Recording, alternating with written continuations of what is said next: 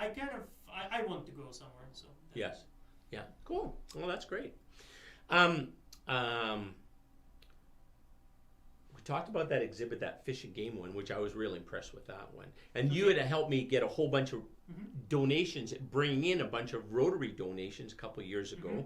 Well, you and Kevin, what was you do all the documents, and Kevin's the objects, hats and gloves and or whatever, those kind of things, right? Yeah. And you both kind of have your own, like you don't normally take newspaper articles, right? But you said. But that's my department. Right. Exactly. So everything that is paper or documents in any other form, like video recording or photographs, that's all belongs to the archives. If it's an object,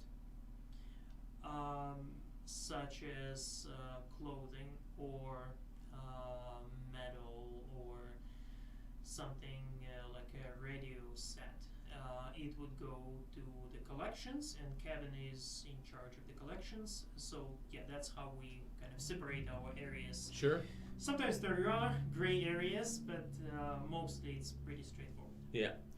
You must have like an amazing organization, a system to keep things organized so you can find all that stuff, right? You have to. Yeah. Like that's keeping them and being able to find them are your two big things, right? So that's the way. So it's kind of similar on the with the archives and with the collections. Basically, when people donate things to us, we have to make a decision whether we accept or not. On my side, it's pretty straightforward because with documents, it's pretty obvious. And on the Kevin side, they have a special committee and they have a long process. But after we accept something, it receives it creates certain paperwork, but it receives a number. Right. Okay.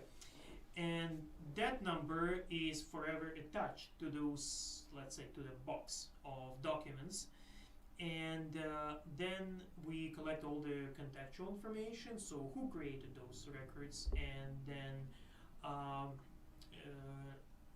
what they're all about, what kind of files they are, and the subject, and various other things. So after we register it, then it becomes processed. And sometimes it's a long process because we have to do many things, organize things, put them in the proper file folders, take out some materials that don't belong there. We also take away duplicates and things like metal things like fasteners, paper clips, things like that, because it's not good to have those things attached long term to those records, because they're going to degrade them. Yeah. Metal things will rust, and that will will stain the records. So we would take all those hazardous materials, including like PVC plastic and so on, from those, put them into nice acid-free folders and boxes, and label everything, organize, put the label on the box with that number, and then it goes on the shelf, and the whole description of that thing goes in our online database. Right. And anybody has access to the search the online database, right? Yes. Yeah. And that's last step is very important because that's how people find things. Yeah. Cool. Yeah. We were talking briefly before the show started about a titan of history in Lethbridge, Alex Johnson, right? Yeah. And so what was I've seen some of it, and I remember meeting him in person back in the day. We believe he died in 1992, I think you were thinking. Yeah, 91 or 92. Yeah, so it was probably, in the late 80s when I came to Lethbridge that I would have seen him at some things. Yeah. But he had done a number of books, right? Yes. He's done, I'm sure, more than 10 books on different aspects of local history. So he was the Lethbridge historian in the 70s and 80s. And yeah, he also did the classic book on Lethbridge history called Lethbridge A History, I think, in collaboration with another author. And that's, if I would have to recommend one book in Lethbridge history, that would be the one. Okay. It, Cool. it goes from the early days, almost like from the prehistoric times to the 80s. Yeah, yeah. I know I had some cause to read parts of it anyways for the Chamber of Commerce's celebration, their centennial, Yeah. and for the Rotary Club of Lethbridge. And both those Yeah. we were also kind of, you have to, when you're looking at events for your club, well, what also was the context that Yeah. was in, right?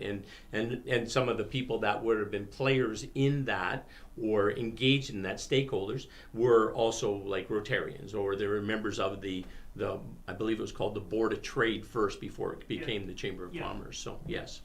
And our current history titan, who's that?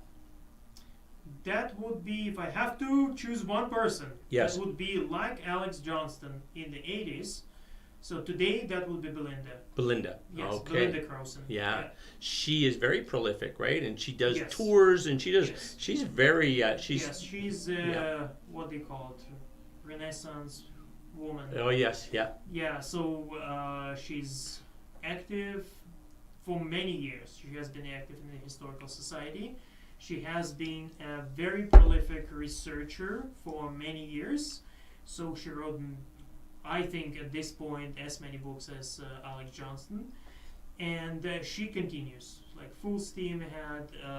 She's a counselor right now, but she still finds time to do historical research and publish books and help people with the various inquiries. Okay. Yeah. Sometimes I do it myself because I know that Belinda is the ultimate expert in local history. Right. If I have a really tough question, I cannot find the answer, but sometimes I know Belinda might have the answer right just on top of her head, or she has a file. Yeah. for Yeah. that. Yeah. Nice. So Nice. I would just send her email, and sometimes within an hour I would get an answer. She'd have some. Yeah. I'll point you in a direction, or here's the answer. It was James Cabot, or whatever. Yeah. Yes, Yeah. Cool. yeah, That's great. Yeah, and talking about the books, Yeah. that Alex Jones, I think he had plans for many bomb books, but it didn't happen.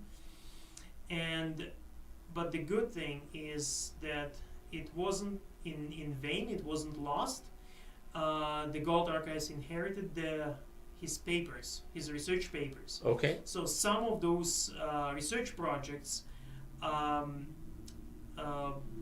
ended up in the archives in the form of manuscripts or files Interesting. that are kind of.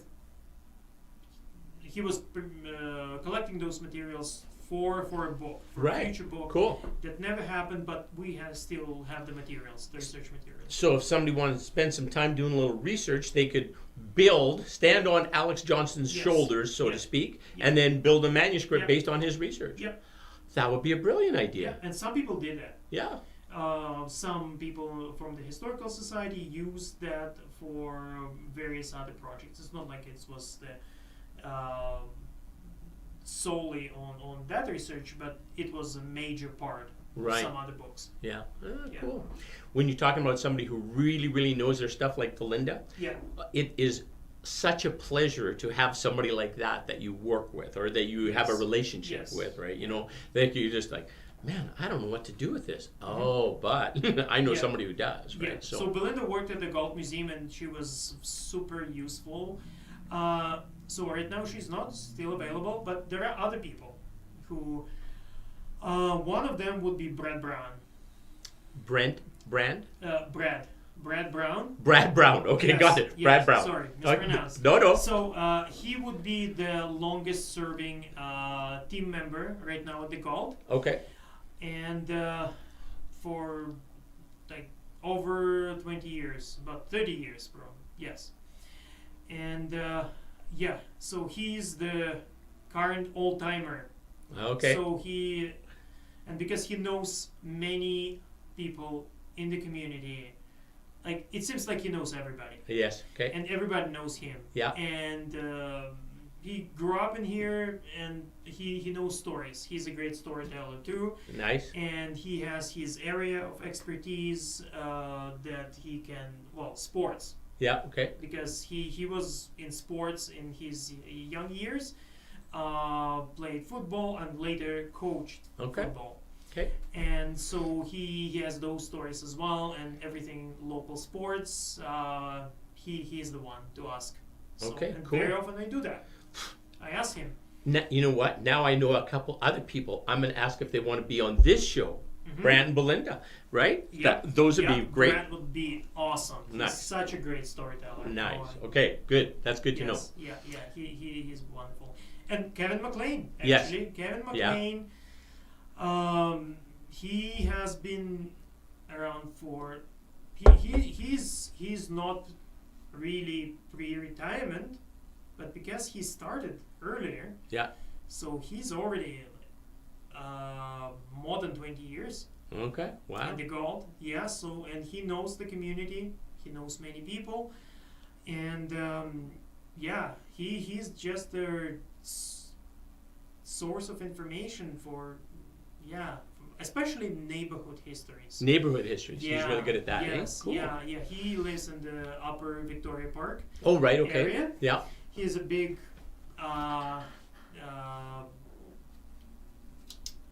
support and organizer in the community. Okay.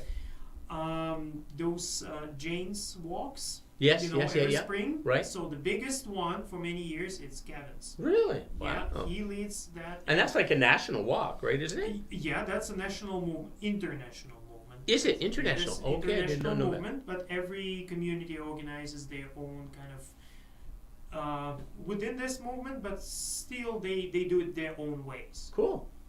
And so the biggest one in Lethbridge for many years, it has been Kevin McLean's one from Upper Victoria Park.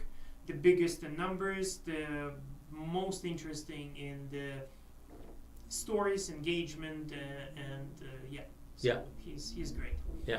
Wow, you have a big connection to your Oh, yeah. your folks at the Gulf. Yeah, I'm so very there's no animosity between the archivists and the people who see the public and the people that see the documents. There's no No. rift there, is there? No, we see public. We are in the basement. I know. But we do see people. Myself, it's on a daily basis. Oh yeah, you're first in the door, right? When you walk in the door, that's where you're sitting. Yeah, but Kevin's area, regularly people come over there as well, especially donors. Because Kevin, when he accepts, when he advises people on their donations, and it's decided that it will be accepted by the museum, then he doesn't just want the object. He wants the story. He wants the stories. Yes. And he wants the person who used that object, who maybe made that object or kind of connected with that object, to tell stories and to tell the whole context Yes. about Yes. that object. So Kevin would interview Right. the person, and it would be like a hour-long interview just focused on that object and how it is meaningful for Got the it. person. You don't do interviews for your objects or for your No, articles. usually I don't, and the reason for that is very often documents that I get, they're self-explanatory. Yes. I would talk to the person, I would collect information, I wouldn't do an interview. Got it. Yeah. Yeah. The article, the last one I brought you Yeah. about Frank Leffingwell, I think you'll like this. We have at our shooting sports facility, we have a garage where we maintain our equipment. It's kind of a central meeting place for when we're having a match to kind of do a little safety Yeah. briefing and those kind of things. So we put Frank's workbench, when he was alive, he had his workbench that he had, put it into his into one corner of the garage, and then have that article up there as well, right? Yeah. And then we also got Norm Ferguson. So basically, it was kind of Frank Leffingwell, the maybe before that there was somebody else, but Frank goes back a long, long ways anyway. So, so Frank Leffingwell, who was the range operator, made things happen, and then Norm Ferguson for years and years. And so Norm Ferguson, we got his bench, so his bench is in there as well. So we put Frank's bench with that article about Frank, and then we're looking for something similar about Norm. Yes, yeah. And Norm, actually, his daughter has something that's pretty unique. When Norm would work, he would also fix guns all the time, right? And he did it in his garage at home. Yeah. So what he had is he had an old stump. And then when he'd go and he'd fix the gun, he'd just point it into the stump and press the trigger and fire the bullet into the stump to test that the gun functioned, right? So this stump weighs like, it's like very, very heavy. So it's quite an artifact as well. This one, a lead filled, one at a time, cranking it in there. He must have had very understanding neighbors, I would think. Hey, just Norm testing guns. So anyway, so that's kind of our own little, that we can retain a little piece of history, because we're coming up to, what are we? We're just about 100. Our Lethbridge Fishing Game is I think we're 99. Yeah, I think we're going to be 100 in like next year or the year after. So yeah. You know what? I found another interview with you. With me? On Seen and Heard with Mark Campbell. Oh, okay. You know that one that I sent you? Yes. That was one. What year was that? This one, the latest one, and from 2008. 2008. 8. Okay. Yeah. Yeah. Yeah, I don't remember when that. I think that one was later. Yeah, I think it was too. Yes, I know the one that. 2008. That was the competition. Yes. The big national competition. Right. That you hosted. That we hosted the nationals. Yeah. Yes. Yeah. And the one that you sent me previously, thank you, with Mark, was basically just about recreational shooting. Correct. And I had Mark do some shooting, and had a nice smile on his face. So yeah, that was good. That's so right. Yes. Cool, excellent. Oh well, thanks for finding that. Well, it just came like serendipity today. Oh, actually, really? I found it. Yeah. Nice serendipity. That's a good thing. I love that. Yeah. Excellent. That's what it is. Okay. So if you remind me, I will send. I will remind you, because I might also need to.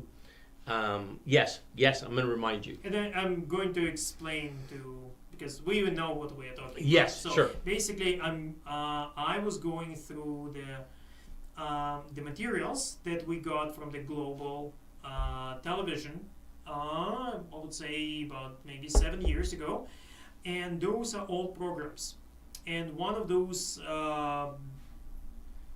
that we have a lot of cassettes with is Seen and Heard program that was, I don't know, almost daily in those years. At that time, Mark Campbell was on TV, on the radio, and in the newspapers. I know. Like the ultimate celebrity. No kidding. Yeah, Yes. yeah. So those programs, we ended up with the recordings of those programs, and they are mostly from the early 2000s. And so if you remember those programs from, say, 15 years ago, Mark Campbell going into community, interviewing people from local businesses, local organizations for various events, fundraisers, festivals, whoop-up days, whatnot, and just interacting with people, letting them share the information about the event, and just being in the middle of things. So that's in a nutshell what this program was all about. And for right now, years later, in the archives, that's a wonderful documentation of community life You bet. in Lethbridge in those years. It's like, like in a beautiful visual reflection of how the community life unfolded. Yes. Yeah. And sometimes it's the same organization, the same people, year after year, doing those important things. Yeah. And sharing this information and having fun. And Mark Campbell is unparalleled. Oh, in that. yeah. So And he if still do. he's joking and people having fun. So it's just Yeah. amazing. Yeah, no, and he's still doing his cool cars and things now Mhm. on the internet. So yeah, Oh, those. talking about him. Yes. I shared some video of him on Facebook a couple of years ago, Okay. and somebody shared it. So he learned about that, and that kind of triggered in his head that archives, yes. So he has this gritogram. Yeah, greetograms. Yeah, yeah. He has done it for years. Yes. So he decided that those notebooks covering all those years of gritogram occurrences Yeah. should not be lost. They should go to the archives. Excellent. So he brought them Nice. to us. So we have all those volumes for 30 years Wow. of doing So it'd be that. like October 28th, 1975, Gary Kirk, and Yep. we're going to sing him Yep. happy birthday or whatever. That's So- right. That's right. Yes. Interesting. Yeah. So Oh. that's That's cool. again one of those. Probably he wouldn't think of that if there was no kind of reminder in Yes, social yes. media about it. Right. And that makes it important for us Sure. to put those reminders and those little bits in social media, because that kind of advertises archives and tells people what it's all about, that we're preserving those bits of history, and if you're researching something, that's the place to be. Or if you have some of those bits of history in your family, just don't throw them in the garbage. At least give us a call. Yeah, sure. No, exactly. You know, if you have if there's like today, if there's something that's controversial, Yeah. then there's news. You know, there's different different perceptions on it, or perspectives on it, I should say, different perspectives, Yeah. and you know, they'll be back and forth, and right Yeah. now it seems to be the loudest voice or the most tweets wins, kind of a thing. Forget what the truth is, like as long as there's more messages that way. But you know, so when you're documenting things, issues, and if there are like competing points of view on what that situation is about, I guess you record both of those as well, or you save both of those as well. It's not like you're we preserve what we get from Right, people. right. Sometimes it's one side, sometimes it's another side. We would like to have all the sides, yes, but we get what we get. sure, So and at the archives, it finds its place, get described, and later on researchers will find those bits. It might not be the full picture, but at least there will be something, Sure. some authentic fragment of the past right, that still survived and is available for researchers. So they use it, they build on that. They might find some other things somewhere else to kind of to create the full picture right, as much as they could. And so that's in the archives. But if we're talking about the exhibits at the museum, yes, the intent is to represent it in a balanced way, okay, especially if it's a sensitive issue. right, There is a lot of effort goes into consulting the community and groups and creating a balanced presentation. to tell a fair story about Yes. what happened here. Yes, Yeah, okay. sometimes presenting that story from both sides, or letting people contribute Right. into that project so that it's more balanced view. Exhibits at the Galt. Are you and Kevin involved in the exhibit? We involved in various capacities. The main person who is the leader in organizing the exhibits would be the curator, Okay. Amy Benoit is the current curator, and so she's the leader, and we help her, and sometimes we would organize some minor exhibits that would be in some not in the main gallery, but in a hallway or downstairs. And those exhibits might be organized by somebody else, like the archives. Bobby Fox is right now preparing the exhibit on the Terry Fox Run in Lethbridge. Okay. Mm-hmm. It has been 40 years. Wow. So that's one of the upcoming exhibit, and so she's the kind of curating that particular exhibit, and she knows because she has been with the run for many years, and she's married into the Terry Fox family. Oh yes. Yeah. Yeah. Yeah. So she's the ultimate insider, Yeah. and she has experience in curating other exhibits, so it will be great. So it is coming next couple of weeks from now. Okay. Then Kirsten, who works with Kevin, Yeah. is curating another exhibit from the collections. Okay. Um, And how the process is kind of a collaborative process. So somebody has an idea and kind of float it by the rest of the team and say, yeah. It can be different. Yeah. It can be in-house exhibit. Major in-house exhibit would be organized by Amy Benoit, the Right. curator. Yeah. And she would use other team members to contribute to that, but ultimately she is the shaping that exhibit. Right.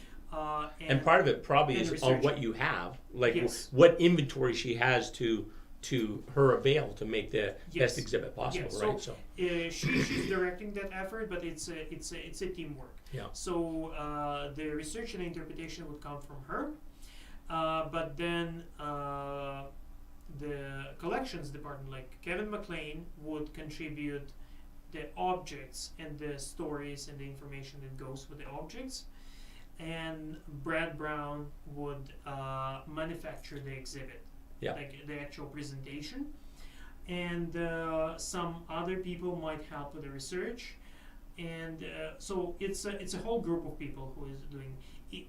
Some exhibits might be guest curated exhibits. Okay. So somebody from the community who is an expert and had some experience curating exhibits would submit a proposal that I can create that exhibit on that subject, and then we would help that person, but ultimately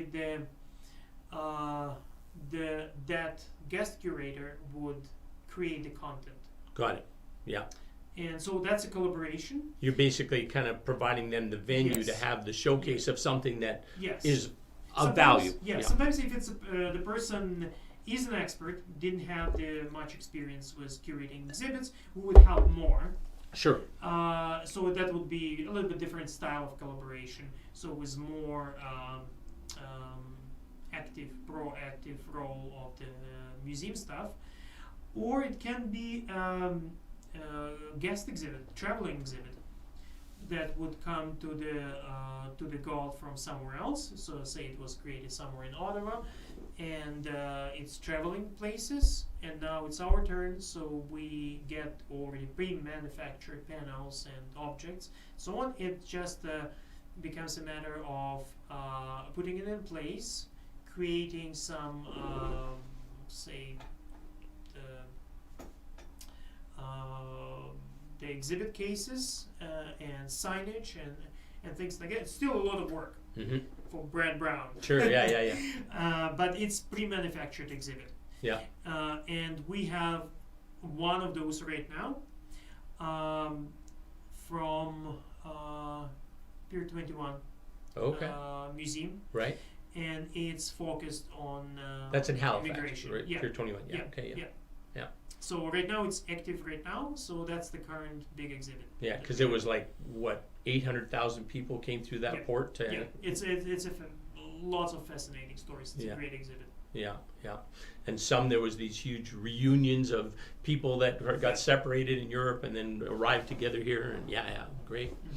I was going to mention about Kevin with Fish and Game again now. Evelyn Leffingwell, downsized, and she provided to us what we could use, and we went and said, let's get to the Galt what they can use, and for exhibits. And she was so happy with the whole process of sitting down with Kevin and telling him the story, and looking at these documents and then getting the documents to you, and so she was really very pleased with that whole process. It's a way that her and Frank will live on, kind of a thing, right? So yeah. Well, that's the way to make legacy, I suppose, because people think about how to pay tribute to people that friends or family, and they do it in different ways. Sometimes they would put a sign on a bench, like in the park, right? Yeah. Or they would create some kind of endowment or scholarship. Yeah. Or another way is to donate things to the archives or museum, because this way it's not as public upfront, but it has this amazing longevity. Sure. It's cared for correctly, right? Exactly, to begin with, exactly. Yeah, right. So that's materials that would attract researchers not only now or 10 years from now, like next generations would learn about this person or that family, sure, who lived in the late 20th century in Lethbridge, and that's what they did, that's what their life was. If there are pictures, they would see the people, right, and it would be permanently part of the local history, part of our heritage. right. So, there's nothing that you like, no documents that you would accept, or no exhibits that, or no objects that you would want, objects that you would want that are like, unless they have some tie to local or people yes, locally, it has to right? be local. Yes. It has to be local, Lethbridge or Southwest Alberta. Or Southwest Because Alberta. our mandate is a bit more than the city. Yeah. So it goes from geographically from BC border on the west, east up to roughly Bow Island. Well, okay. So between us and Medicine Hat, roughly halfway, and then from Stavely, to U.S. border. To the U.S. border. That's our square. Got it. Yeah. So it has the item, either object or like photo album or something. It has to have local connections. Got it. Yeah. Cool. I was I had some home videos that I had converted into digital things just recently, just gotten back, and it was just like, you punch in a video from 1992. It's like, oh my goodness, it was a bit of a shocker, actually. It just thought, oh yeah, I remember that, but it just so home videos is that's what we would like to have more, actually, because they're not very common. Okay, got it. But you wouldn't be able to accept stuff like, as an example, in VHS type formats. That's of no value to you. You'd want it changed. No. We would accept it in any format. Oh, was that right, eh? Yeah, we would transfer it to digital. Okay. In order to people to have access to that. Okay, but you don't want like home videos of, here's the family at Christmas. You don't want that. I want that. You want that? Yeah. You're not shitting me. You want that? Yeah. Oh my goodness, and that's surprising. A preconception. I encountered very, very often. People have certain preconceptions what is valuable and kind of museum worthy. Okay. Versus some things that are like, oh, we'll just throw it away. If nobody wants it in the family, we'll just throw it away. So the things that are high value based on people's beliefs are certificates, like for example, at somebody graduation papers, certificates. Sure. People value that. They put in the frames, and later on they would just, with a frame, they would donate it to us. Yeah. And it's valuable, sort of. But if people have a box of papers from school with their marks, with their assignments, with their kind of things they did during that year, that would be more valuable than that certificate. Really? Yes. I would have never thought that. Yes. Yes. Because that's not very often we would get things like that in the archives, and that's a research material that would open, increase our understanding what school life was like in those years. You're right. Yeah. Like very recently, just a few days ago, we got that school note as part of like miscellaneous materials. There is a school note typed in this blue ink, so it was on typewriter. Right. In kind of multiple copies, like Yeah. With the carbon and that papers was and from school Yeah. to parents about a school trip in the 60s, and it's like one big paragraph. So on such and such date, it's a Nobleford school. Okay. Is going on a school trip to such and such place, and students should be like all the logistics, you know. Yeah. And it's just wonderful. And Nice. somebody like for some reason kept that. Oh yeah, cool. And just right now I would think nothing of that, but it illustrates the way school trips were done in the 60s, for Yeah. example. Just one little record of how they did the school tours in the 60s.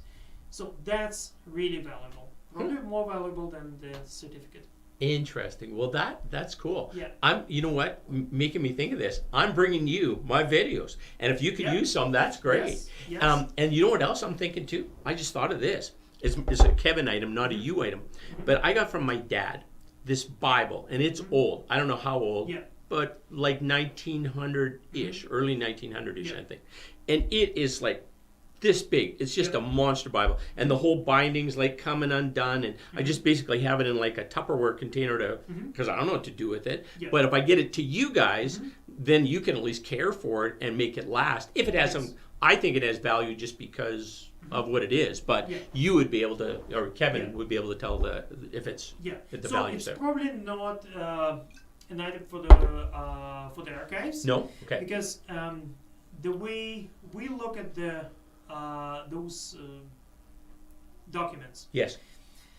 The main value comes from the information Got inside.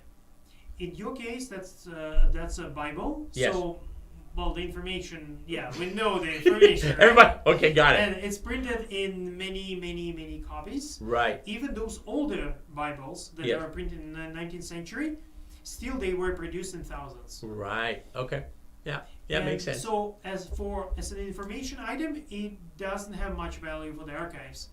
It has more value as an object. Right.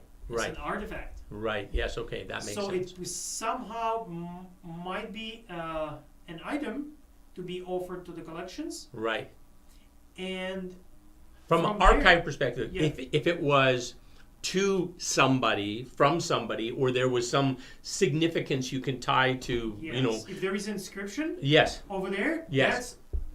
Now we're talking. Nice. Yes. I see. Yeah. For example, we have an item in the archives that is criminal code. Criminal code. That volume was owned by a police chief in Lethbridge, police chief in the early 20th century, and he made notes over there. Oh, nice. He made notes over there. In the margin, it is.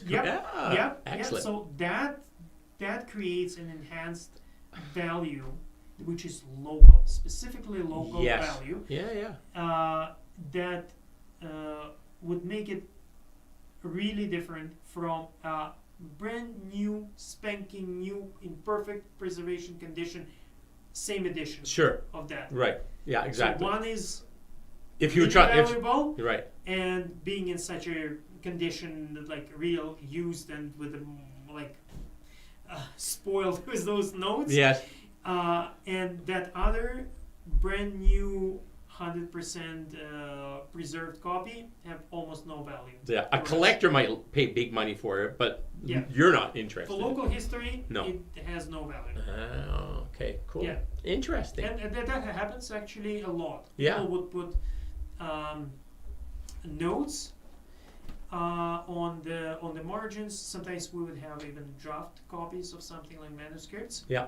They are really valuable because they show the process. Yes. They show the process how it was created. Right. And sometimes we would have maps with the that kind of inscriptions and special marks on them. Yeah. Again, that's another kind of layer of that we value. Oh, cool. Cool. Yeah. Hey, are all museums structured pretty much the same way? Like Yeah. everywhere in the world, do they have an archivist and they have the No. I would say archives in Canada are more or less the same structure, but they might be they not necessarily. Archives can be a standalone institution, especially the bigger ones, like Library and Archives Canada or provincial archives, because every province has an archival institution, big standalone institution. Okay. And they collect records from the provincial government and also records from local organizations, businesses, citizens. So that's almost uniformly the same. The provincial archives of Alberta in Edmonton or in Manitoba, it's a big institution. Cool. And smaller archives, they come in different shapes and forms. They are rarely standalone institutions. They usually attach to something. Okay. They attach to can be to a museum, to a historical society, to library. Okay. Can be attached to library. Right. So they are, and usually they are publicly funded, but they are part of some larger institution. And in our case, that's we attached to the museum. Got it. Cool. Very interesting. Yeah, and usually it's just such a kind of symbiotic relationship between museum and archives. Yes. Because there are so many interconnections. It makes sense to stay together. Well, I've learned some new things here, Andrew. Thank you. Go. Yeah. You're very welcome. Wow. You and I've worked some on the Rotary stuff and on the fish and game stuff Yep. and that, and it's been great. I really appreciate working with you. You're always so helpful, and I really I'm value glad. that. Thank Yes. you. Yes. And finding another one of those Mark Campbell gems for me. Thank you so much. I'll No send you an problem. email. You can give me the Sure. link for it. That's Yeah, awesome. yeah. Yeah. So thank you so much. And I learned a lot. And I usually, close this out and sing a song. That's kind of my thing. Okay, before you Yes. do that, Yes. I'm just going to say that those people who traditionally come to the archives but haven't done it for some time since the beginning of this COVID era. So we're still open. We open for business, but it's a little bit different. Okay. It's a little bit different Good because idea. we have we only open Tuesday to Friday. Tuesday, Friday. We are not open on Monday and weekend. And you have to sign up right now. You have to make an appointment in the early afternoon from 1 to 3. It's on our website. There is like a little calendar over there. You can click on the date. It's very straightforward and easy, Okay. but you cannot just walk through the door Understand. anymore. You have to Okay. make an appointment. But otherwise, we're still providing help. We're still providing all those materials that were available before. So it's we're ready to help people. We welcome people. Cool. still. Good. Yeah. Okay. I'm glad you got that in there because I skipped Yeah. right by Because that. some people might wonder. Matter of fact, that is the first time we mentioned COVID all show.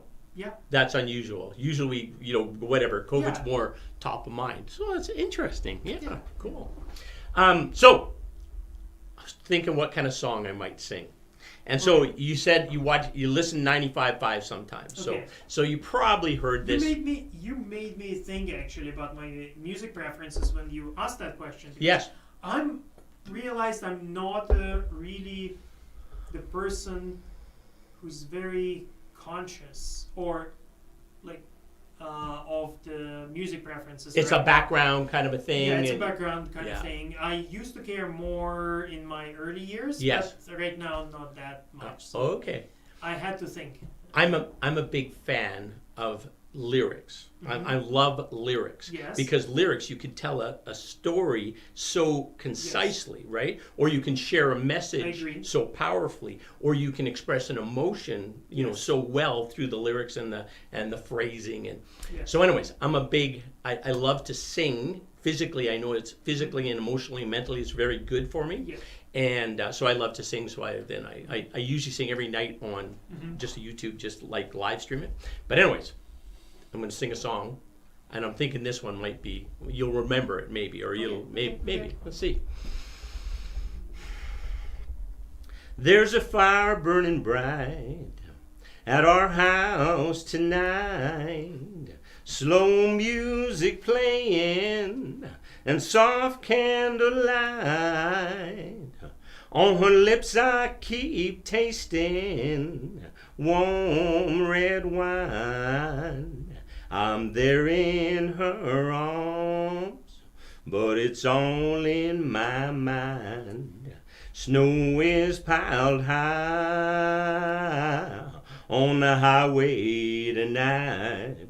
I'm a ship lost at sea on this ocean of white. 18 wheels anchored somewhere out of Dover. I wish I could hold her instead of hugging this old cold shoulder. And this old highway is like a woman sometimes. She can be your best friend, but she's a real jealous kind. She's the lady that leads me to the life I dreamed of. She's the mistress that keeps me from the ones that I love. Snow is piled high on the highway tonight. I'm a ship lost at sea on this ocean of white. 18 wheels anchored somewhere out of Dover. I wish I could hold her instead of hugging this old cold shoulder. Something like that. Okay. Thanks for coming, Andrew. And I'm embarrassed I don't know this song. Oh, you don't? It's by a guy named Garth Brooks. Okay. And he's quite popular in the country music. Yes, and I thought maybe I on heard 90. of him. You heard of it? Yeah. So it's one of his songs. Oh, okay. Yes. Yeah. Yeah, nice. Yeah, Okay. Thanks. Yeah, okay. All right, Brent's getting us out of here, and then we'll with that, carry on. hey. Yes. Thanks for coming. How long it has been? Well, we're an hour 5 about. I think we went Really? just over an hour. Didn't feel like that. No, I know. It went Oh. pretty quick. Yeah, so that was fun. I enjoyed that. Yeah, cool. Well, I hope it was fun because I'm not a really media person.